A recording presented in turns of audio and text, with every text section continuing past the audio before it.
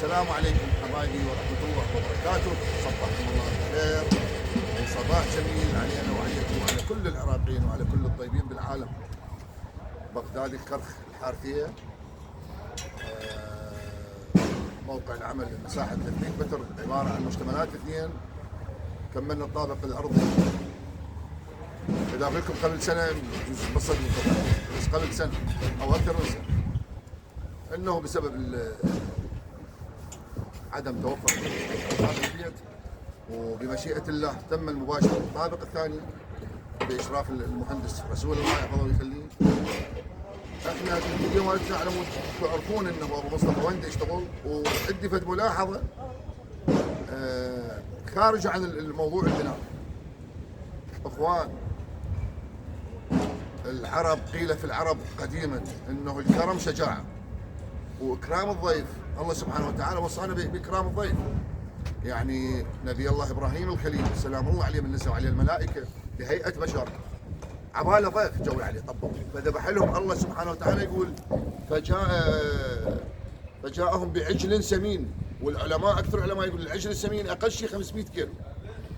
سالفتنا انه الضيف، فدول الخليج، فرق الخليج، مشجعين دول الخليج هذول ضيوف علينا. فانت من تشوف الشيخ كاظم الصرايفي واهل البصره وبقيه الشيوخ يقومون بواجب الكرم والضيافه، ليش تحكي تقول الفقراء اولى والكذا اولى؟ لا عمي، هذا ضيف عليك، انت تنطي اعز ما تملك. واجب عليك انه توفر له حتى الملبس. اذا ملابسه لا سامح الله تسخت، لازم انت واجب عليك انه تغسلها وتجففها وتطيها، او تطي من عندك ملابس. ضيف عليك هذا يا اخي. انا اشوف التعليقات ليش هيجي وليش شلون ليش هيجي. المتنبي عند بيت ما شعر حلو، يقول على قدر اهل العزم تاتي العزائم، وتاتي على قدر الكرام المكارم، وتعظم في عين الصغير صغارها، وتصغر في عين العظيم العظائم. فعمي العرب يعني من صفات العرب وشيمه العرب انه الكرم، اكرام الضيف. رجاء اخوي انه ما نريد بعد بالتعليقات زحمه، عيب. يعني تصور انت انه هذول الضيوف يقرون هاي التعليقات السلبيه بالفيديوهات، شو يقولون؟ يقول العراقيين مو قدها وهذول هم لا عمي لا.